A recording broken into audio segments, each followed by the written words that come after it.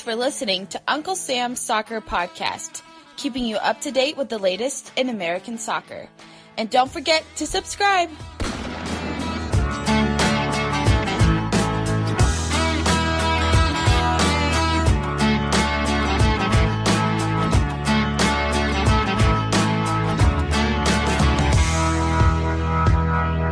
Hello everyone, welcome to Uncle Sam's Soccer Podcast. I'm Steve Jotter, and joining me as always is Jake Watroba and Arman Kafai.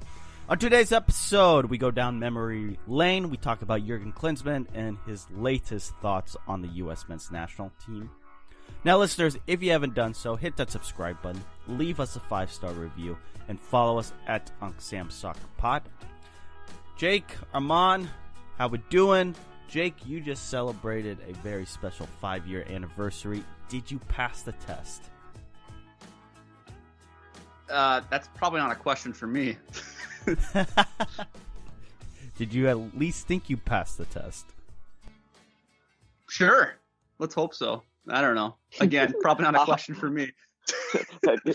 Kodak Black voice. I hope so. Arman, we're recording this MLS Decision Day before MLS Decision Day. Listeners, be on the lookout. Tuesday, we'll have all our thoughts regarding MLS Decision Day. But you are hyped, Arman. Yeah, I'm really hyped. I mean, I love Decision Day because it's generally like some sort of bleep show going on. I mean, last year, the Galaxy lost to the Dynamo at home to lose a playoff spot. There's all sorts of like seeding changes. I mean, at least in the Western Conference, there could be essentially a play-in game for the playoffs with the Timbers and the Earthquake. And overall, like, damn, the Rapids still have a chance to get into the playoffs. Like, I love it. Hook it to my veins. All right, well, we'll see. We'll see how that goes. Listeners, like I said, we'll have all our thoughts regarding MLS Decision Day on Tuesday. But Arman, Jake, question of the day, listeners, bringing it out early today at Uncle Sam's Soccer Pod. What is your favorite memory of Jurgen Klinsmann with the U.S. men's national team? And fellas, mine's really simple. 2014 World Cup run. That was amazing. That was a lot of fun. Come back, you beat Ghana. Should have beat Portugal. You get by Germany. You needed to not lose by more than multiple goals. You did that. And then you're off in the round 16 against Belgium. Yeah, some thought they could have gone further, but I thought that was an amazing run. And plus, he was singing the national anthem, and who doesn't love that? Well, we know you love it. You get off by that. Steven loves a good national anthem. Yeah, you get off. Let me tell you, a good national anthem has. There are studies out there that prove a good national anthem that is sung with passion God, here we go. Improve your performance on the pitch. It does. Do you think Tom Brady sings the national anthem before every NFL Sunday kickoff? No, I'm talking about soccer. I'm talking about the World Cup. I don't care about the New England Patriots playing the Jets and if Tom Brady sings the national anthem. Sure. You don't. The first time Steven's ever said I don't care about the Patriots. For me, my favorite memory is also the 2014 World Cup run. I feel like that team had the most hype behind it going into that World Cup. And depending upon who you are, they delivered on that. The only thing the negative thing I take away from that is what would have happened had Chris Wondolowski not missed that sitter against Belgium late in extra time. What could have been? We could have gotten to a fifth game. We could have went to a World Cup quarterfinal. Probably would have gotten steamrolled by Argentina like Belgium did as well. But what could have been? That would have been something crazy to see. Yo, so I mean, you guys have some really inspirational moments of Jurgen. I really enjoyed the beef he had with MLS and with Don Garber. I thought that was hilarious. That Garber called a press conference and was like, "Yo, look, no, MLS is a great league. Don't listen to what this guy has to say." And then Jurgen's like, "No, our players need to leave and go to Europe." I found that whole thing hilarious. Now looking back, especially because a lot of the younger players are going to Europe to get that experience instead of starting off in MLS. So I find it funny. It's kind of like Jurgen's prophecy or something like that. That's my favorite memory of Jurgen. Him and Garber's beef, man. That's back. I mean, we were what? We were, maybe more in, or at least me and Steven were more like 16, 17, 18. So we're like, whatever. But like looking back, wow, that's kind of a really interesting moment in MLS to have the commissioner come out and the whole press conference, the national team coach criticize the domestic league. That's a little wild for me. Oh, that is really wild. But guys, just thinking about the 2014 World Cup, who doesn't love this?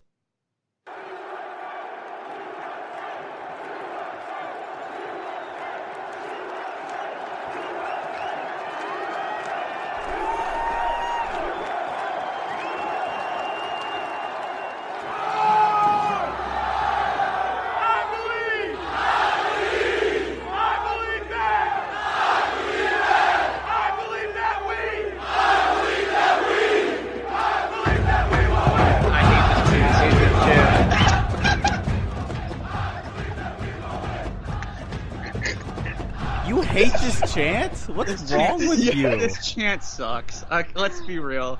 Bro, come on. This chant has been abused. I've heard it like at least like 20 times like in the last down 5-0. All right, guys, it's time. I heard it at my high school football games. Like, I'm tired of it. I don't care if you believe that we can win. Can we win? I want some more innovative chants, American Outlaws, because this is boring. Okay. Good luck. Good luck getting good luck with innovative chants from American Outlaws. That chant, Jake, Arman, it's a good one. It was a good one for U.S. soccer. It was catchy. Everyone knew it. It wasn't difficult. Boo. Or do you want the when the Yanks go marching in? Or Jake, does that give you bad memories of the Yankees? Yeah. No, that doesn't give me bad memories of the Yankees. What's going on? I'm talking about. And no, I don't want that one either. I don't want that one. That one's been done 1,000 times. Every national team, every club, every under 14 team has their stupid when the Saints go marching in, or their variation of when the Saints go marching in. So overplayed, overdone. Be original. All right. Speaking to ESPN's Hercules Gomez, Jurgen Klinsmann had plenty of interesting stuff. We picked out several quotes we're going to run through. Here's Jurgen Klinsmann on the state of the U.S. men's national team and how exciting it can be right now for the U.S. men's national team. It's an exciting group of players emerging, in the United States. Look at Tyler Adams. Look at obviously with Christian Pulisic. We know it now already since a couple of years. You have several players now. Josh Sargent. They come out of the Tab Ramos under-20 group over the last few years, who has done tremendously well with the under-20. So when you have an under-20 national team that now 3 times went in the final 8 of a World Cup, that means that you have quality. You have quality young players. So now you got to feed those young players into their next stage of their careers. So now you have a midfield with Weston McKennie, with Tyler Adams, with Christian Pulisic, with Josh Sargent up front. They promise a lot of quality. Of younger players coming through, and they're trying their best. In whatever leagues then they're playing. So there is some potential there. Now, in order to prepare that group of players then for a next World Cup, this is a bigger picture discussion that you need to have, because they need the best competition available. Arman, is Klinsmann blowing smoke? No, because it was Klinsmann's plan, right? Like, he was one who captied, quote unquote, Pulisic. He's seen the talent. I think he knows, and I think he's right too. I mean, how often are we excited about the youth of the U.S. men's national team? I feel like we are often, but I mean, this youth just has a different feeling, especially with a lot of them being based in Europe.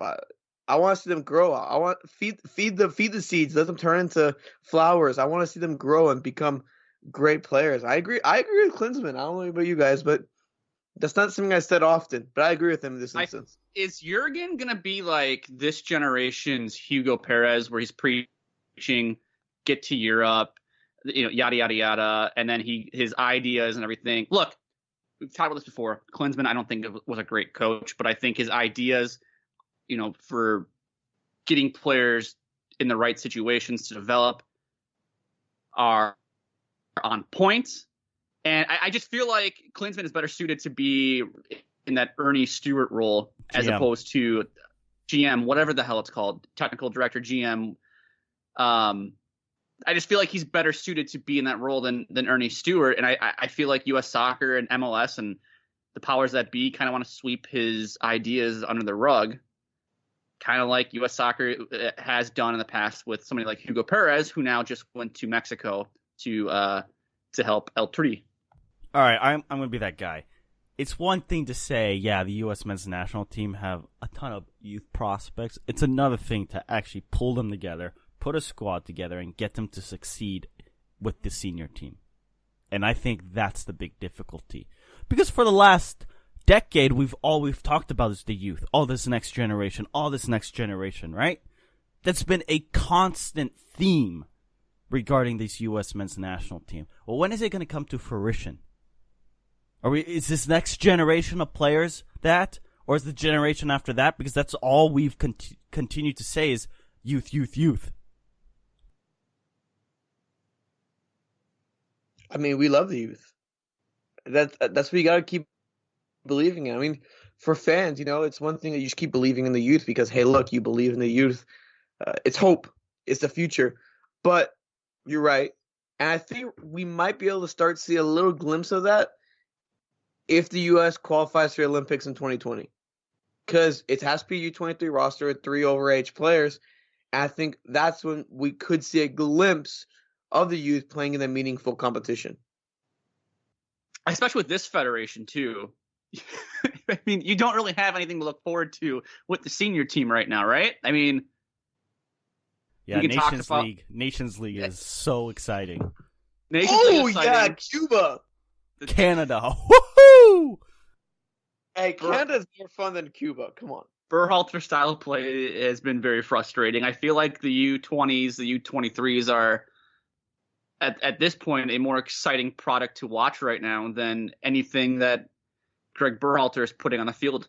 Yeah, because they have hope. With the senior team, you look at this and say, well, great, I'm going to go find a different country to root for. Guys, let's move on here and talk about Klinsmann's comments on CONCACAF. Klinsmann, in the interview, essentially saying CONCACAF is holding back the U.S. men's national team and Mexico. So right now in CONCACAF, there's going to be the Nations League. You're telling me that's going to hurt teams like Mexico and the U.S.? Oh, it's a waste of time, I'm telling you.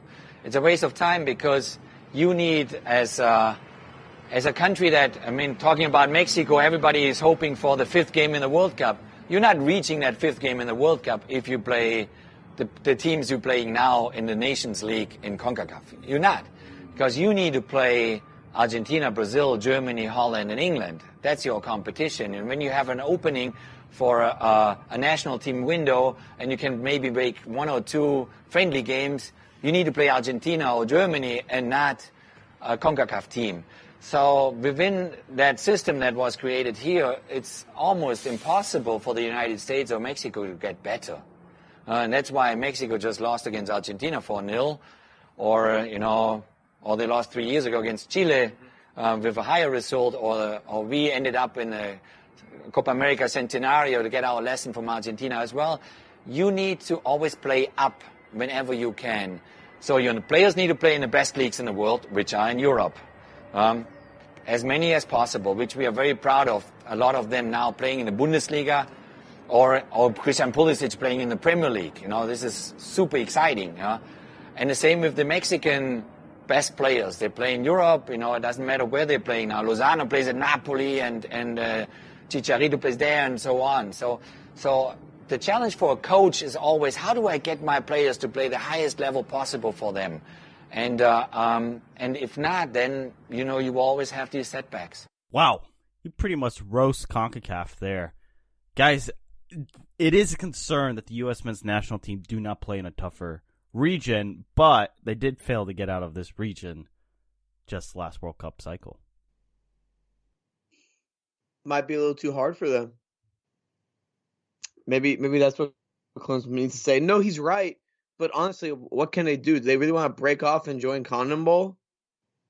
I feel like that'd be a very dumb move as well. I mean, sure, the nation. I feel like the Nations League does hurt the bigger teams, but it will help the overall strength of the federation or the confederation. Excuse me. So I mean, there's not really much they can do. I mean, I guess they could say we don't want to play in it, but that's dumb. Like they have to. I feel like he has a point, but again, like what do you want him to do? You just gotta utilize those friendlies a lot better, and play tough competition and not set up ones against like Panama or stuff like that. I mean, the problem is what is the solution? In friendlies, if you were to play Italy, Spain, Argentina, Brazil, they're friendlies. You're not going to get more out of it. The solution is try to make Copa America a cross-confederation thing between CONCACAF and CONMEBOL. That's your biggest possible solution. And make it rival the European Championships. Every 4 years, the same year the European Championships go on. And then move the tournament around. 1 year it's in Brazil, then it comes to Mexico, then it goes back to Chile, and then it comes to Canada. U.S. Soccer doesn't want that, though. U.S. Soccer wants it held in the U.S. so they can make all the money off of it. That's the problem with – I mean, here's the thing. On CONCACAF, CONCACAF is great for countries not named Mexico, Costa Rica, and the U.S. And I think MLS and Liga MX have done a good job to raise the water level for those smaller countries. However, just because those teams are getting better does not mean that it's better for Mexico and the U.S. And Jurgen's right here. They are kind of getting screwed over with this Nations League tournament starting up here. They do need to, in the friendly windows, they do need to schedule teams like Argentina or Brazil or Germany or England. The problem is it's the U.S. and we only care about making money. So we're going to get Mexico every window, or we're going to get another team that has a honestly, I'm tired of playing Mexico every window. Well, you're going to get it all the time. You're going to get Mexico in Arizona or Mexico in San Antonio or Mexico in Dallas or wherever it may be. Yeah, but that's just the facts. The thing is, it appears, right, that some U.S. soccer MLS is more concerned about making money than it is trying to get the national team to play bigger and better. I mean, yeah, that's what it's all about. That's why. Don't we find it odd that Klinsmann has to include Mexico in this quote too? Like, well, if Mexico was not in CONCACAF, I think that tells you where the U.S.'s ideology lies, in that it's aligned with, they're almost like in lockstep with Mexico about like, let's make sure we're making money and, let's do these things. And we have to worry about how Mexico is progressing. Like, I don't care how Mexico progresses. If Mexico was on the same level as Haiti, I wouldn't care. Like, I hope Mexico falls on their face. As a fan of the U.S. or as somebody in the Federation, you should hope for that. Why are we trying to ensure that Mexico progresses naturally too with the U.S.? It doesn't make any sense to me. Fellas, let's talk about Christian Pulisic. Jurgen Klinsmann did comment about his current standing with Chelsea. Now, Pulisic did not make the 18 against Lille in the Champions League, but he did get some playing time against Southampton, earning an assist as Chelsea beat Southampton 4-1. Fellas, before we get to Klinsmann, Lampard had this to say regarding Pulisic. He has just turned 21. So if anyone is getting too excited about this, they should calm down. Frankly, because he has already started 5 games for us. What he needs to do is work daily and work to show within the group that he deserves to play, as all players do. Good or bad quote from Lampard? Like, do you believe Lampard here is shedding good light on Pulisic, or is he just trying to get the noise to calm down? I feel like just trying to get the noise to calm down a little bit. I mean, he's right, but the way he's making this sound is like, oh, he's some 21-year-old homegrown or something like that. Nah, man, it's a 21-year-old you spent $70 million on. This ain't no homegrown player that you brought up in your academy. He's not Mason can Mount. start. Exactly, he's not Mason Mount. So, like they're two different players in my opinion in terms of how you categorize them. You didn't spend $70 million on Mason Mount. You did on Christian Pulisic. I think just trying to calm down the noise and be like, yo, look, it's not that big of a deal. Because that's what most people are talking about, right? They get results, but most are like, yo, why aren't you playing the guy you paid $70 million for? Or however much it was. I would respect Frank Lampard a lot more if he would come out and just say, look,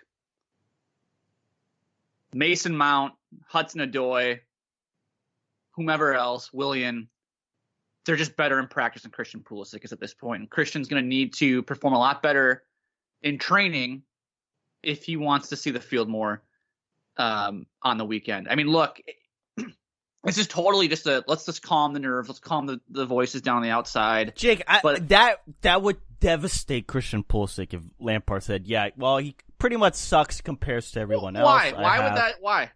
No, you don't say that publicly. Never would you ever say that publicly as a coach.